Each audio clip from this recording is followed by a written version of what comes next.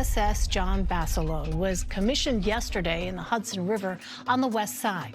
Basilone was a U.S. Marine who received the Medal of Honor for heroism in the Pacific Theater in 1942. Most Marines in World War II fought bravely and served with honor, but only one earned a nickname that struck fear into the hearts of Japanese soldiers across the Pacific.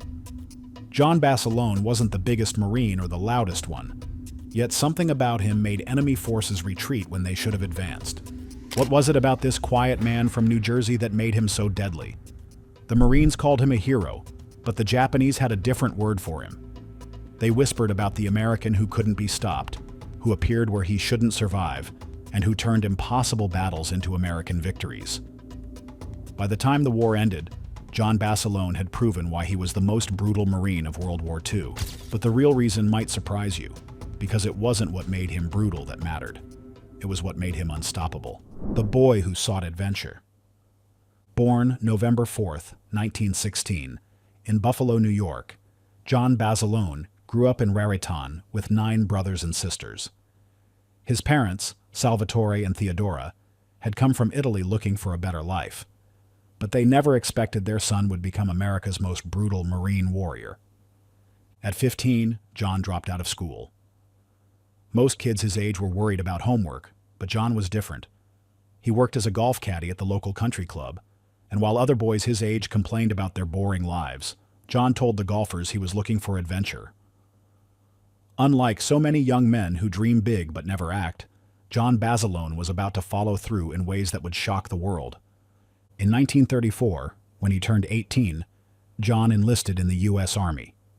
He wanted to see the world, and the Army sent him to the Philippines. There he earned the nickname Manila John and became a champion boxer. But even after 3 years of Army life, John felt something was missing. He came back to New Jersey and tried civilian life again, working as a truck driver in Maryland. But that quiet life wasn't for John Basilone. In July 1940, he made a choice that would change everything. He joined the United States Marine Corps, and this decision would soon reveal why John Basilone was destined to become the most brutal Marine of World War II. Little did anyone know that this restless young man from New Jersey was about to face the ultimate test of his life: into the fire.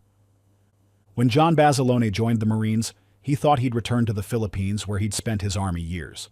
Instead, fate had different plans. After training at Guantanamo Bay, Cuba, John was thrown into the most dangerous place on Earth, the Pacific Theater of World War II, and his first real test would come at a place called Guadalcanal. In September 1942, John landed on this jungle island with the 1st Marine Division. Guadalcanal wasn't just any battle. It was where Americans first learned how brutal the Pacific War would be. The Japanese wanted this island badly because it had an airfield that the Americans had captured and renamed Henderson Field. Whoever controlled that airfield could control supplies and reinforcements for the entire Solomon Islands. The conditions were horrible. Marines were getting sick with malaria. The jungle was always muddy and wet. Enemy soldiers hid everywhere, and you never knew when an attack might come. Most soldiers would have been terrified, but John Basilone seemed different. His fellow Marines noticed he stayed calm when others panicked. He followed orders without question and learned fast. By October 1942, John had become a gunnery sergeant commanding 2 sections of Marines with heavy machine guns. Their job was to hold Lunga Ridge, about 1,000 yards south of Henderson Field. It was a critical position because if the Japanese broke through there, they could take back the airfield and win the battle. John and his men dug in and waited. They knew the Japanese were coming with thousands of soldiers. The enemy had already shown how brutal they could be, and surrender wasn't an option. The stage was set for something incredible, and John Basilone was ready to show the world what American Marines could do. The night that changed everything. October 25th, 1942. The night that would prove why John Basilone was the most brutal Marine of World War II was about to begin. Rain poured down on Lunga Ridge, turning the ground into thick mud. John and his Marines huddled in their positions, listening to the sounds of the jungle. But these weren't normal jungle sounds. In the darkness, they could hear thousands of Japanese soldiers moving closer. At the end of October, 3,000 enemy troops started climbing toward John's position. This wasn't a small raid. This was a massive assault designed to crush the American defenses and retake Henderson Field. The Japanese came in waves, using tactics so brutal that dead soldiers served as human bridges over the barbed wire fences, protecting the Marine positions. John commanded 2 sections of Marines with .30 caliber machine guns. As the enemy got closer, Japanese mortars and grenades exploded all around them. The noise was deafening. Dirt and debris flew everywhere. But John stayed calm and focused, directing his men's fire into the darkness where muzzle flashes revealed enemy positions. Then, disaster struck. One of the American machine guns jammed at the worst possible moment. This created a gap in the defensive line that the Japanese could exploit. For most soldiers, this would have meant retreat or death. But John Basilone wasn't most soldiers. Without hesitation, John grabbed 90 pounds of ammunition and spare parts. While enemy bullets whistled past his head, he sprinted 200 yards through open ground to reach the broken gun position. He didn't just run once. He ran back and forth multiple times, carrying ammunition and clearing gun jams while Japanese soldiers tried to kill him. During one of these runs, John lost his gloves. This might not sound important, but machine gun barrels get scorching hot when fired continuously. Most soldiers would have stopped fighting, but John used his bare hands to swap out the burning hot barrels, severely burning his skin, but never stopping his defense of the ridge, holding the impossible line. For 3 days and nights, John Basilone fought without sleep, food, or rest. By now, his appearance was frightening. His eyes were red from exhaustion and gunpowder. His face was black with dirt and smoke. His shirt sleeves were rolled up, and he carried a .45 pistol tucked into his pants. He looked like a warrior from another time, but his fight was far from over. Private Nash W. Phillips, who fought alongside John, later described the scene. Basilone had a machine gun on the go for 3 days and nights without sleep, rest, or food. He was barefooted, and his eyes were red as fire. His face was dirty black from gunfire and lack of sleep. The Japanese kept coming in human waves. They climbed over their own dead soldiers to reach the American lines. Mortars exploded constantly. Machine gun bullets cut down Marines left and right. Many positions were overrun, and units retreated or were wiped out completely. But not John's position. Not while he was still fighting. When ammunition ran low, John didn't wait for resupply. He crawled through enemy fire to collect bullets and grenades from fallen soldiers, both American and Japanese. When his machine guns overheated and broke down, he fixed them under fire. When his men were wounded, he dragged them to safety and then returned to the fight. The most incredible part was how John seemed to be everywhere at once. He would fire one machine gun until it jammed, then sprint to another position to clear a jam there, then run back with ammunition, all while Japanese soldiers shot at him from every direction. His ability to stay calm and think clearly while chaos exploded all around him was what made him so brutal and effective. As the 3rd day ended, reinforcements finally arrived. When they reached John's position, they found something shocking. Of all the Marines who had been defending that section of the ridge, only John Basilone and 2 other men were still alive. Everyone else was dead or wounded, but they had held the line. During those 3 days of fighting, John was personally credited with killing 38 enemy soldiers, but the real number was probably much higher. What made this so remarkable was that John Basilone had done something that should have been impossible for one man, the hero who didn't want fame. When the smoke cleared at Guadalcanal, word of John Basilone's incredible fight spread quickly through the Marine Corps. What he had done was so extraordinary that his commanders immediately recommended him for the Medal of Honor, America's highest military award. John had become the most brutal and effective Marine of World War II, but he didn't act like a hero. In fact, when John received the Medal of Honor, he said something that showed his true character. "Only part of this medal belongs to me. Pieces of it belong to the boys who are still on Guadalcanal. It was rough as hell down there." This wasn't false modesty. John genuinely believed his fellow Marines deserved the credit. The Marine Corps had different plans for their new hero. They brought John back to the United States for a war bond tour, where he would help raise money for the war effort. John became a national celebrity almost overnight. He appeared in parades, met with movie stars, and posed for photographs with crowds of adoring Americans. During his tour, John raised $1.4 million in war bonds, a huge amount of money that helped fund the war. People wanted to shake hands with the man who had single-handedly held off 3,000 Japanese soldiers. Newspapers wrote stories about him. Radio shows interviewed him. He was famous across America. But John Basilone hated every minute of it. While other people might have enjoyed the fame and attention, John felt uncomfortable being treated like a celebrity. He didn't want to give speeches or pose for pictures. He wanted to get back to the war and fight alongside his fellow Marines. The Marine Corps offered John a comfortable position in Washington, D.C.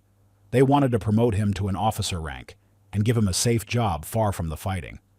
For most people, this would have been a dream come true. Fame, safety, and an easy life. But John refused every offer. "I'm a plain soldier," he said, "and I want to stay one." John Basilone was about to make a choice that would shock everyone who knew him: the return to hell. In 1944, John Basilone did something that amazed and terrified everyone around him. He volunteered to return to combat. Here was a man who had already proven he was the most brutal Marine of World War II, who had become a national hero, and who could have spent the rest of the war safely in America. Instead, he chose to go back to the Pacific and fight again. John's family begged him to stay home. His friends couldn't understand why he would give up safety and fame. Military officials tried to convince him to take the officer position in Washington. But John's mind was made up. His fellow Marines were still fighting and dying in the Pacific, and he felt his place was with them. "Without the Corps, my life means nothing," John told his brother. This wasn't just talk. John truly believed that being a Marine was more important than being safe or famous. He requested combat duty over and over until the Marine Corps finally agreed to send him back to the war. John was assigned to C Company, 1st Battalion, 27th Marine Regiment, 5th Marine Division. His new destination was a small volcanic island that would become one of the most famous battlefields in Marine Corps history: Iwo Jima. This island was crucial because it was only 750 miles from Japan, and American bombers could use it as a base for attacking the Japanese homeland. But taking Iwo Jima would not be easy. The Japanese had spent months preparing defenses on the island. They had dug tunnels, built concrete bunkers, and placed artillery and machine guns in hidden positions. They were determined to fight to the death rather than surrender. As John's ship approached Iwo Jima in February 1945, he must have known this battle would be different from Guadalcanal. At Guadalcanal, he had fought from prepared positions with good fields of fire. At Iwo Jima, he would have to attack across open beaches while enemy soldiers shot at him from caves and bunkers. The final battle, February 19th, 1945. The black volcanic sand of Iwo Jima was about to witness why John Basilone was the most brutal Marine of World War II. As his landing craft approached Red Beach, John could see and hear the incredible violence waiting for him and his fellow Marines. Japanese artillery shells exploded in the water around the boats. Machine gun bullets cut through the air. The beach was already littered with destroyed vehicles and wounded Marines from earlier landing waves. Most soldiers would have been terrified, but John Basilone was ready for this moment. He had voluntarily returned to combat because he believed this was where he belonged. As his landing craft hit the beach and the ramp dropped, John stepped onto Iwo Jima and immediately took charge of the situation. The Marines were pinned down by devastating enemy fire. Japanese soldiers hidden in concrete bunkers and caves were shooting down at the Americans trapped on the open beach. Landing boats couldn't get close enough to unload supplies and reinforcements. Men were dying faster than they could advance inland. John saw that his Marines were stuck and in danger of being wiped out completely. Without waiting for orders from his officers, he shouted at the men around him, "Get off the beach! Move out!" Then he did something that showed exactly why he was the most brutal Marine of World War II. He led by example. While bullets flew around him and explosions shook the ground, John ran forward toward the Japanese positions. He carried his weapons and equipment while encouraging other Marines to follow him. Instead of staying low and hiding like most people would do, John exposed himself to enemy fire to show his men that they could advance despite the danger. Behind John, Marines began moving forward. They had been paralyzed by fear, but seeing their sergeant charge ahead gave them the courage they needed. This was leadership at its most brutal and effective. John was willing to risk his own life to save the lives of his men. But getting off the beach was only the beginning. John and his Marines still had to fight their way across the island, and the Japanese had prepared deadly surprises for anyone who tried to advance inland. The real test was about to begin. The ultimate sacrifice. Once John and his Marines moved inland from the beach, they faced an even deadlier challenge. The Japanese had built a reinforced concrete blockhouse that controlled the area with machine guns and artillery. This position was so strong and well defended that it could stop the entire Marine advance. Unless someone destroyed it, hundreds of Marines would die trying to get past it. John Basilone looked at the situation and made a decision that would define his life. He decided to attack the blockhouse by himself. While other Marines provided covering fire, John crawled forward through the volcanic sand and rocks, carrying grenades and explosives. The Japanese soldiers in the blockhouse saw him coming and concentrated all their fire on him. Machine gun bullets cut through the air inches from his head. Artillery shells exploded around him, throwing dirt and rocks in every direction. Any normal person would have turned back or found cover, but John kept crawling forward. When he got close enough, John threw grenades through the openings in the concrete walls. The explosions killed the Japanese soldiers inside and destroyed their weapons. With the blockhouse eliminated, John's Marines could advance safely past this position. But John wasn't finished yet. He spotted a Sherman tank that was stuck because it couldn't see where to go safely. Japanese soldiers had planted mines in the ground, and if the tank hit one of them, it would be destroyed along with its crew. John ran to the tank while enemy soldiers shot at him, then guided it through the minefield by walking in front of it and showing the crew where it was safe to drive. Once the tank was through the minefield, John directed its fire toward other Japanese positions that were threatening his Marines. His ability to stay calm and think clearly while fighting was what made him so brutally effective. He could see the whole battlefield and figure out how to solve problems that other people couldn't even understand. After helping the tank, John returned to his unit to continue the advance inland. He had already done more than enough to be considered a hero, but his fighting spirit wouldn't let him stop. Unfortunately, this was when John Basilone made his final sacrifice for his country and his fellow Marines.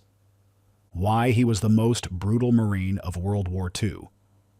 As John Basilone moved back toward his unit after guiding the Sherman tank to safety, Japanese mortar rounds began falling in his area. These were explosive shells designed to kill anyone within a wide radius, and they were incredibly accurate and deadly. One of these rounds landed close to John and 4 other Marines who were with him. The explosion killed all 5 men instantly. John Basilone, who had survived the impossible 3-day battle at Guadalcanal and had just single-handedly destroyed a reinforced bunker at Iwo Jima, was dead at age 27. At Guadalcanal, John fought for 3 days and nights without sleep, food, or rest. He used his bare hands to handle burning hot machine gun barrels. He ran through enemy fire again and again to supply ammunition to his fellow Marines. When his position should have been overrun, he held it through pure determination and fighting skill. At Iwo Jima, John chose to return to combat when he could have stayed safely in America as a hero. He led his men off the beach when they were pinned down by enemy fire. He single-handedly destroyed a concrete bunker that was stopping the entire Marine advance. He guided a tank through a minefield while enemy soldiers tried to kill him. What made John Basilone the most brutal Marine of World War II was his complete dedication to his fellow Marines and his mission. He never thought about his own safety or comfort. He never hesitated when other soldiers needed help. He never backed down from a fight, no matter how impossible the odds seemed. John earned both the Medal of Honor and the Navy Cross, making him the only enlisted Marine in World War II to receive both of America's highest military decorations. But more importantly, he saved countless lives through his actions at Guadalcanal and Iwo Jima. His willingness to fight when others couldn't continue, and his ability to stay calm under the most extreme pressure made him truly brutal in the best possible way. John Basilone proved that one Marine with enough determination and fighting spirit could change the course of entire battles. His legacy lives on in the Marine Corps and in the memory of everyone who values courage and sacrifice. What do you think made John Basilone so different from other soldiers? Could one person have this kind of impact in modern warfare? Let us know your thoughts in the comments.